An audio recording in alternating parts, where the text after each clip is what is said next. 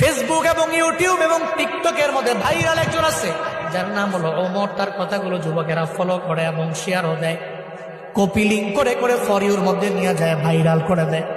আমি গতকালকে তার একটা ভিডিও দেখলাম, তার মায়ের মানে সে কেমন এটা আমি জানি না, তবে এই ভিডিও দেখার পরে আমি দেখলাম যে মা পাগল ছেলেটা চোখের পানি ফেলায় মায়ের জন্য কান্দে। নেপালের পাহাড়ের সামনে দাঁড়াইয়া বলতেছে, আমার মা দুনিয়ার মধ্যে আমার সবচেয়ে বড় আপন। আমার মায়ের বিরুদ্ধে কথা বললে আমি কোনো আইনও মানি না, কাউরে আমি চিনি না, কারণ মায়ের মতো আপন আমার দুনিয়ার মধ্যে কেউ হতে পারে না।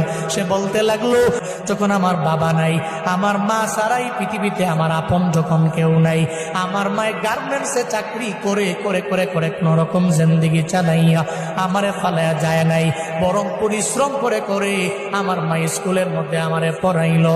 আজকে আমি অনেক মশহুর হয়ে গেলাম, প্রসিদ্ধ হয়ে গেলাম, সবাই আমারে চিনে, তবে আমি মায়েরে ভুলতে পারি না। নেপালের পাহাড়ের সামনে দাঁড়াইয়া বলতে লাগলো, মা জীবনে কোনোদিন আপনারে আই লাভ ইউ মা বলা হয় নাই, আমি আপনারে ভালোবাসি, আমি আপনারে পছন্দ করি, এটা বলা হয় নাই। ওমর নামক ওই ছেলেটা বলতে লাগলো, এরপরে আমার আপন আমার নানি, যদি জীবনে কোনোদিন একটা হেরিয়ার গাড়ি আমি কিনতে পারি, আমার মায়েরে ওঠামো, আমার নানিরে ওঠামো। যুবকেরা, তোমরা অন্যান্য বিষয়গুলো টিকটক দেখা দেখে অন্যজনরে ফলো করো, তবে এটা কেন ফলো করো?